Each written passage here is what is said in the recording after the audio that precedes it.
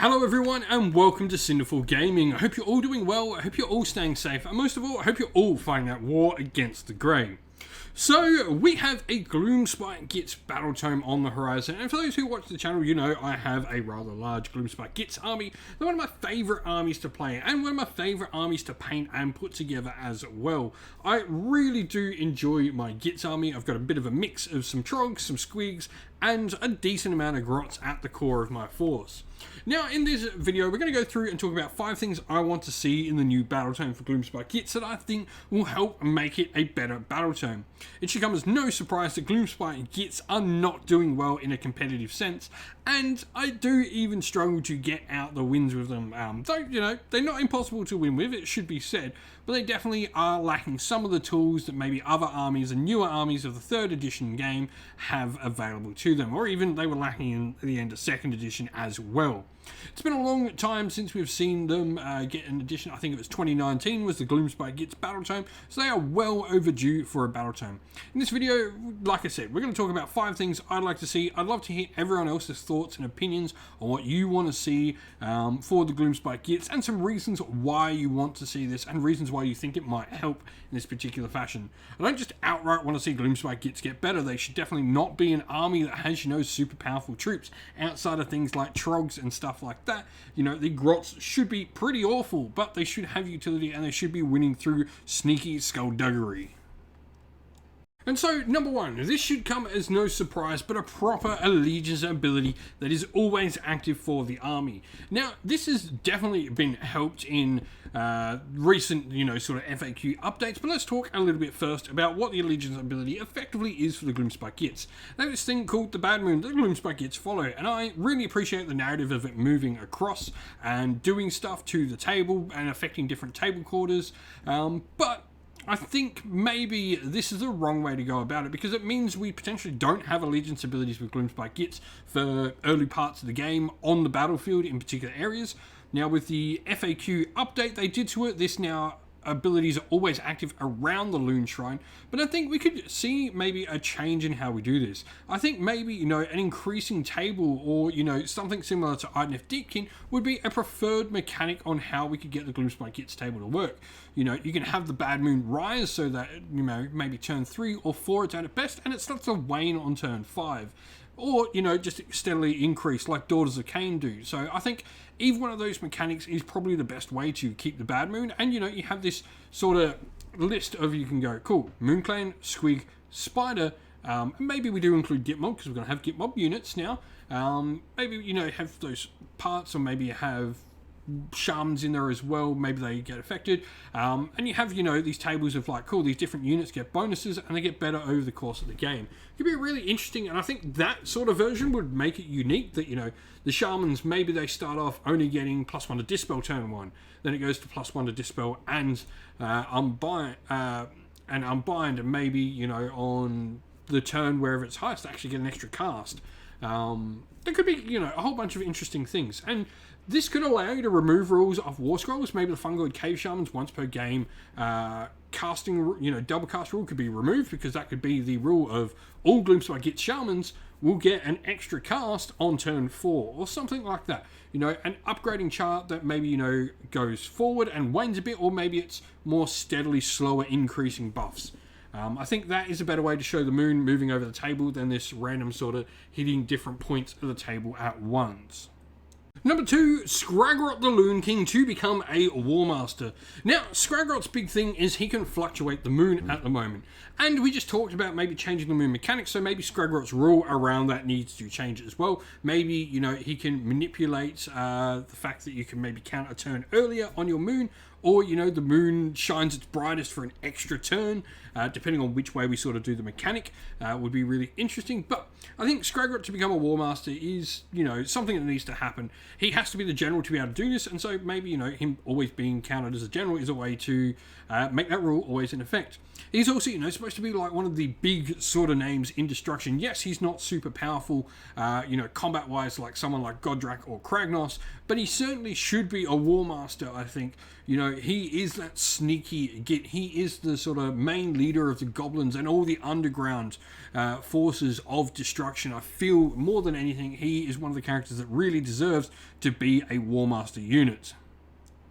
Number 3, for me, this is perhaps the most important thing, and that is make mixed armies work. Make the army work in a cohesive fashion and stop with the keyword bingo across Gloomspite Gitz. I don't think there's going to be any problem if you work on making sure the buffs aren't overpowered and making sure the costing is correct on particular units, that, you know, you're not going to have an issue of, you know, a Gloomspite Shaman casting particular spells that can work on either Grotts, Troggoths, or Squigs.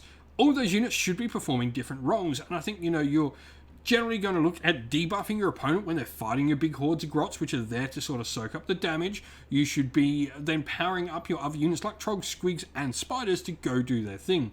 Now, obviously, you can have particular laws of magic work on different things. You know, maybe the Spider Rider Grotts potentially. I think there's interesting parts where you can have certain rules, like certain spells, like, cool, you do mortal wounds on 6s from that Venom of the Spider God spell. But maybe it does, you know, a better, or maybe the mortal wounds happen on 5s, or, you know, on 4s perhaps, or, you know, rerolls or something extra there when it's cast on a Spiderfang unit. You can give the bonuses to the Spiderfang unit, but also allow it to affect the rest of the army as well. I think, you know, this is a really important part for me, because I think having, you know, Gitz armies only be one part, it really does ruin a little bit of the aesthetic for me, where I want to have Trogs, I want to have Squigs, I want to have Spiders, I want to have Gloomspite, and I want to, you know, include the new Wolf Riders and have Git Mob in my force. I want to have that mixed force that looks fantastic on the table together, that I see in all the army pictures from GW, and I want it to work properly. Number 4, diversifying the debuffs. Now, I've long said for Gloomspite Gitz, I don't mind the way the army actually works at making its units better. It doesn't necessarily make its units better in, you know, a real sense of doing that. It actually makes you worse and fight on its level. And this, I think, is a really interesting thing. Now, old Gloomspite Gitz armies definitely used to stack -1 to hit debuffs. This used to be a thing. There's so many -1 to hit debuffs in the army, it's not even funny. You can easily get something like -6 on a debuff for a unit to hit. Now, obviously, with the latest edition and the restrictions around putting minuses to hit and wound on units, this doesn't work anymore. It does allow you to spread out the debuff, but I think instead of, you know, being forced to spread out your debuffs, I think the stacking debuff sort of game that gets played to be able to draw you down and make you as bad as them in the fight, I think how it should work is diversify those debuffs. Instead of having, you know, 5 different ways for -1 to hit, have -1 to hit, -1 to wound, -1 attack, -1 to saves, -1 to move, -1 to charges. You know, spread out those debuffs and make lots of different debuffs across the army so you can readily affect the enemy in different ways. This brings a lot of tactical opportunity for stacking them and also spreading them and targeting the correct opposing units with your debuffs. I think this will not only improve the army in general, but it'll also make the army quite tactically fun to play. Also, you know, pretty simple to play. You know, putting debuffs on a unit is always just going to work, but definitely in the hands of a more skilled player, it's going to make them really rewarding for playing and getting those debuffs in the right areas as well. And lastly, number 5, reinforcement point battalions and or enhancements. Now, we've obviously seen this in Daughters of Cain, and, you know, there's a lot of criticism for it being included in Daughters of Cain, for the point, you know, maybe they shouldn't have that faction that, you know, allows you to spend an extra reinforcement point for free, you know, whilst, you know, an army around the same time. Skaven did not get such a thing. I think this needs to be done smartly, and I think, you know, reinforcement point battalions or, you know, sub-faction ways is obviously the easiest way to do it, but I actually think an interesting one for Gloomspite Gitz could be giving them an extra enhancement. So their own unique enhancement for Gloomspite Gitz could certainly be something like, you know, they get to pick an extra one of any one of the ones they want. They get to pick an enhancement for an extra reinforcement point for a particular type of unit. And each time they're wanting to take enhancements, they can instead choose an enhancement that allows them to take a reinforcement point instead. Now, this would obviously stay the same, but you can't reinforce a unit more than twice, so this would stop, you know, things like units 100 Grotts appearing on the table. We don't want that. You know, it would restrict Grotts to 60, but it might allow you to take 2 blobs of 60. Grotts do die. Like, 60 Grotts takes there are plenty of units that can wipe through that in a couple of rounds.